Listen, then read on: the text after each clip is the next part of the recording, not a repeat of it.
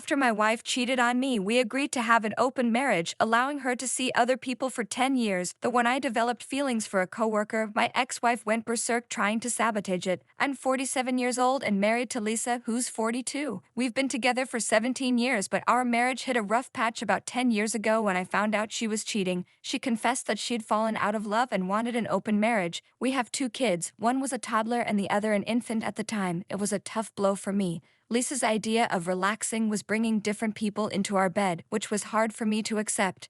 Divorce wasn't an easy option with young kids and my limited income, so I moved to the upstairs of our duplex. We co-parented, but it wasn't smooth sailing. There was bitterness and name-calling, mostly because of her infidelity. Over time, though, we both got busy with life and work, and I learned to let go of some of that anger. A few months ago, I met Kathy, who's 35 at work. She's younger than me, and we hit it off right away. We started as friends, just co-workers hanging out beyond work hours. But recently, things changed. We shared a kiss, and I felt a connection I hadn't felt in a long time. Kathy started staying over at my place more often, which made me a bit worried. Technically, Lisa and I are still married, but our relationship is more like co-parents now. But Lisa's been acting strange lately. She seems to show up whenever Kathy and I are together, acting possessive and demanding as if we're still a couple. I had to remind her that we're separated and that I have the freedom to see other people.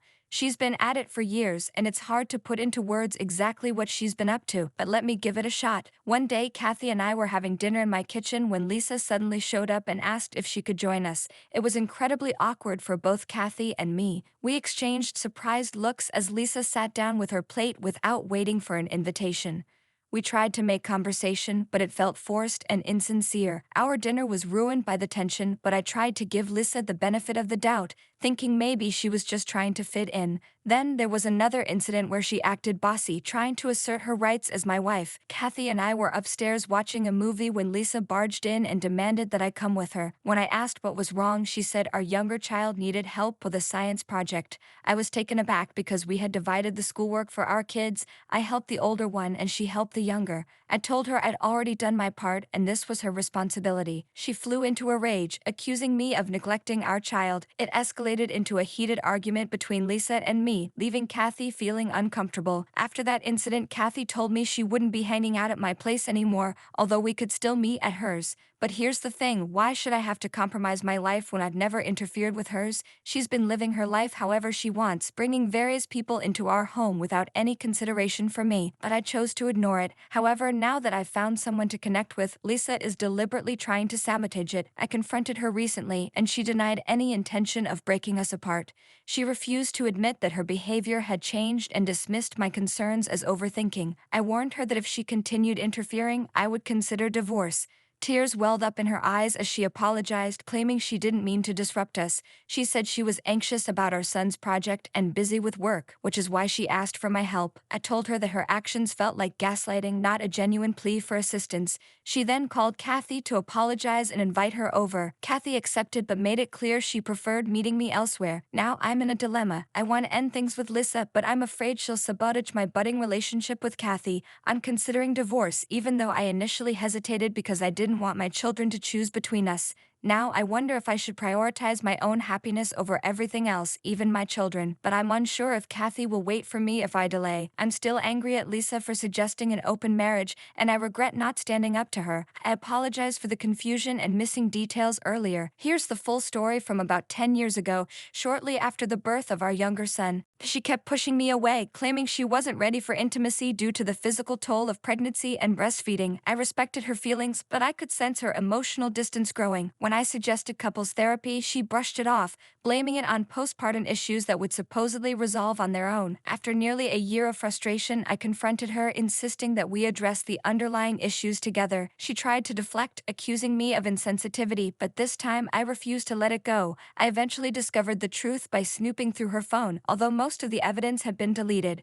One day she claimed she was going shopping with friends, but I followed her and caught her in the act with another man. I didn't resort to violence, but I was furious. I found her with a young college student, half-dressed on his couch. I was ready to confront him when Lisa intervened, pleading for me to stop. She confessed that he was just one of several men she'd been seeing. It was a shocking revelation. When we got home, I took action. I contacted her parents and revealed the truth, insisting on a divorce. I even consulted a lawyer, but as the reality sank in, I realized the children would suffer the most in this situation. I could pursue joint custody, but it would mean relying on Lisa's goodwill to allow me to see our children and agree on the terms. Sure, I could take legal action if she doesn't comply, but who wants to keep getting tangled up in legal battles? We live in a no-fault state, so there's no moral judgment against her. Despite this, I'll still have to pay alimony, and child support is non-negotiable. Essentially, I'll be fulfilling all the responsibilities of a father, but my time with the kids will be at Lisa's discretion. Lisa wasn't keen on divorce either. She proposed an open marriage instead, suggesting we could reconcile whenever we wanted. However, I knew deep down I didn't want to reconcile with her. Divorce was financially out of reach at the time, so we settled for separating and living together as co-parents.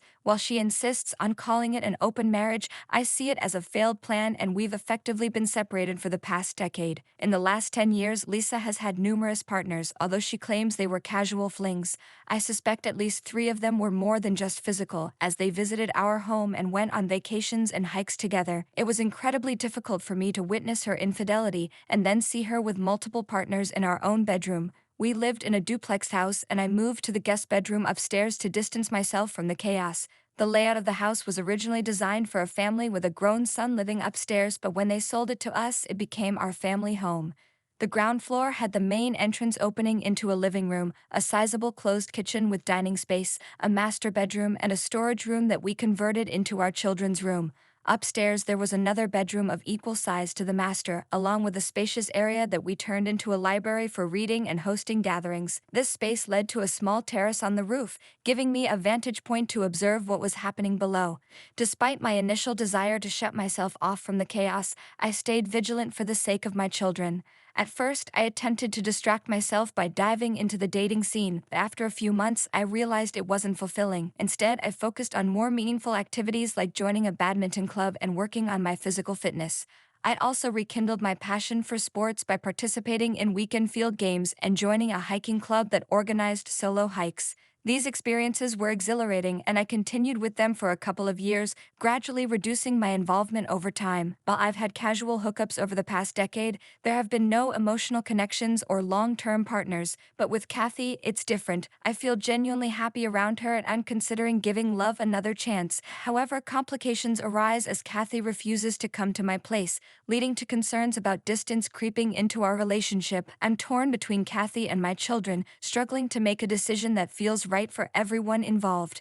Update 1. Hello everyone, thank you for your suggestions and feedback, both positive and negative. I sought therapy, which greatly helped me clarify my priorities and what I truly want at this stage of my life. As many of you pointed out, my children are approaching their teenage years, and it's only a matter of time before they start their own journeys. It doesn't make sense to sacrifice my chance at happiness with Kathy. I had an open and honest conversation with Kathy, expressing my feelings and desire to be with her. She reciprocated those feelings but expressed hesitation due to the complexities of my family situation. She doesn't feel comfortable being around my legal wife, but is okay with being with me when the children are present. I assured her that I could find a solution and proposed moving out so the children could decide where they want to stay. They're old enough to make this decision and can choose to spend time with both parents. Kathy agreed, and my therapist suggested children's counseling to help them understand our marital status in a way that's appropriate for their age. When I mentioned this to Lisa, she reacted negatively, accusing me of selfishness and disrupting the children's lives by pursuing a relationship with Kathy. I couldn't believe her audacity considering her own past actions. I stood my ground and took the kids to counseling, which turned out to be beneficial. They appreciated our efforts to maintain stability for their sake and agreed to the process. I firmly asserted my right to pursue happiness for the remainder of my life. When I informed Lisa of my decision to file for divorce, she feigned shock and began to cry, claiming we had vowed never to divorce and to stay together. She guilt-tripped me, mentioning the numerous men who had pursued her for marriage, but she never considered leaving our marriage for them. I refused to be swayed by her manipulative tactics and insisted she sign the divorce papers. I offered to cover the children's education expenses until college and allowed her to keep the house and car as part of her alimony. Despite her tearful protests and attempts to dissuade me, I remained resolute in my decision. I explained that I now had the financial means to pursue my happiness, which I didn't have before. When she suggested I move out and live with Kathy while remaining married, I rejected the idea, not wanting Kathy to be labeled as my mistress. I knew Lisa would stoop to any level to humiliate others. The divorce papers are imminent, and I plan to move in with Kathy next month. Once my children's annual exams are over, I eagerly await the resolution of this situation.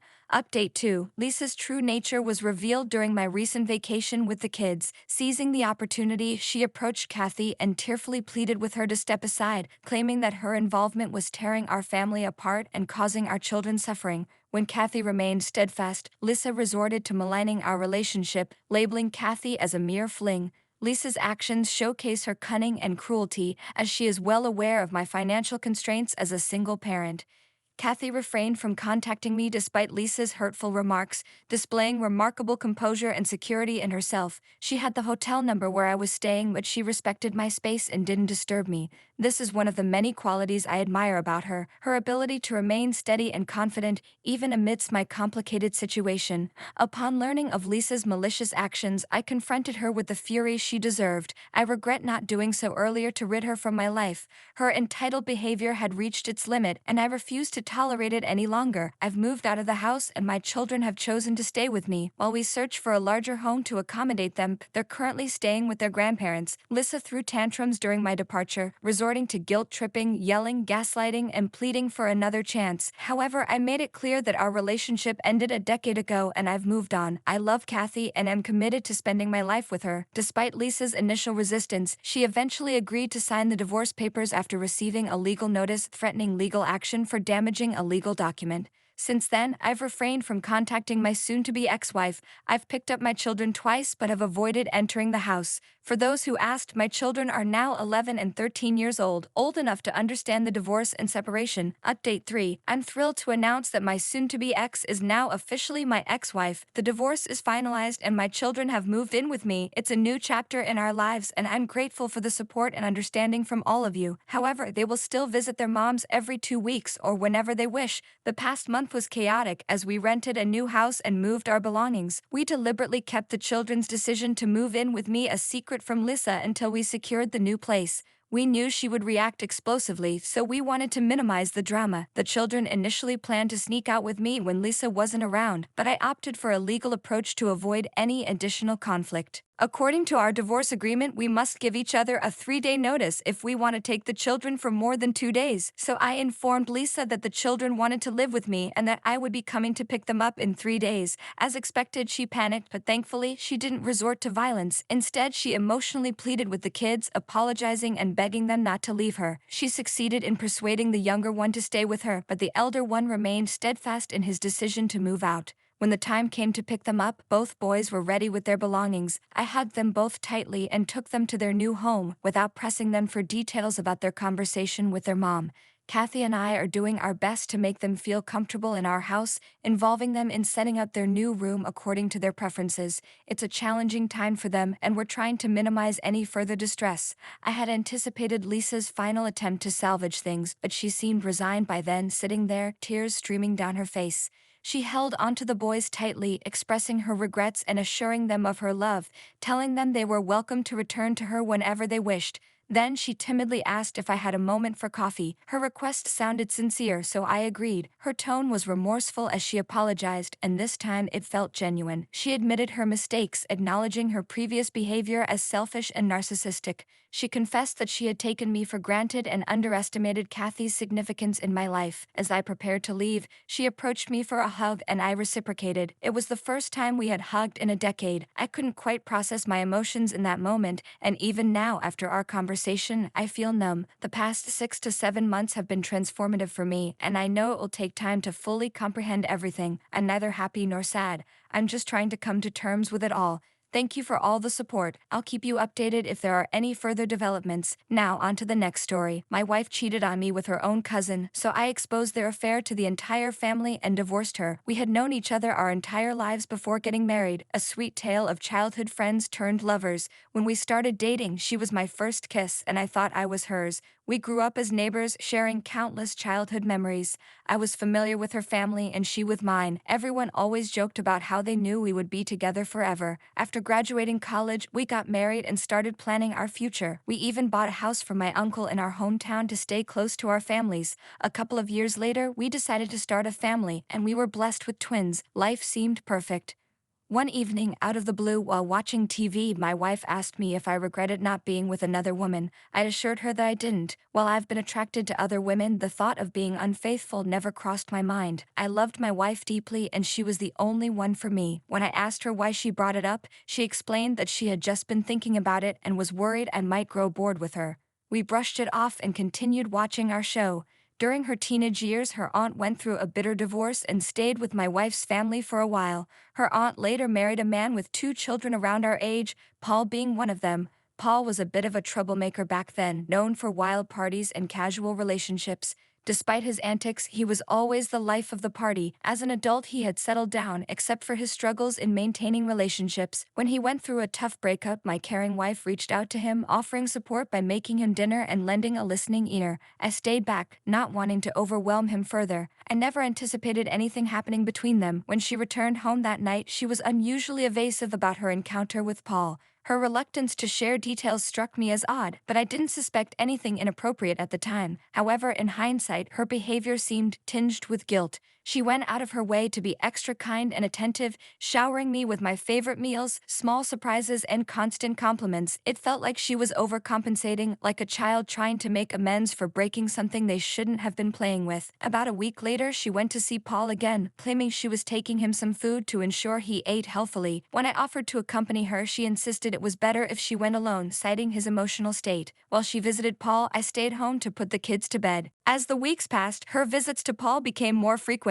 Despite his history of dating and breakup, I had never seen him so distraught. The more time she spent with him, the more puzzled I became. One evening, I confronted her about her relationship with Paul. While I didn't suspect infidelity, I sensed something was amiss. She maintained that Paul was deeply affected by his breakup, but I couldn't shake off the feeling that there was more to the story. Despite my concerns, she discouraged me from intervening, insisting it wouldn't be helpful. Nevertheless, I couldn't shake my worries for him. The next day, during my lunch break at work, my thoughts lingered on the situation. I decided to check on him, so I stopped by his house. At that time, my wife wasn't working. She was a stay-at-home mom, and the kids were at school, giving her free time during the day. When I arrived, I noticed her car in the driveway. She hadn't mentioned visiting Paul that afternoon, so I was surprised. As I approached the door, I heard noises coming from the other side. It sounded like they were having sex, and my wife was pinned against the door. I was stunned. It was the last thing I expected to encounter. Despite my disbelief, I called my wife. Her phone rang on the other side of the door, causing them to freeze momentarily. She rejected the call, and I overheard her telling Paul it was strange to receive a call at that time, which concerned her. Paul made a joke, and they resumed kissing before moving to another part of the house. I stood outside, grappling with the situation. I had just caught my wife having sex with Paul, her cousin. Although they weren't blood relatives, he was still a significant part of our family. It took me a few moments to process what I had witnessed. I realized immediately that our relationship was over. Everything we had built together, all those years of knowing each other, was now crumbling. I made up my mind to divorce her, but not before gathering evidence of what had happened. I remembered that Paul kept a spare key hidden near his house, so I grabbed it and let myself in. The noises led me to the bedroom, where I quickly recorded a video of them together. After about half a minute, I knocked on the door, and they both turned to face me, scrambling to cover themselves and explain. It was absurd. My wife even had the audacity to claim she was only sleeping with him to distract him from someone else. I was speechless. I called off work for the day, spent some time finding a good divorce attorney online, and set up a meeting. While I waited for the appointment, I packed a bag and took the kids out of school to stay at my parents' house. My wife bombarded my phone with calls and messages, but I only texted her to let her know the kids were safe with me and I needed space away from her.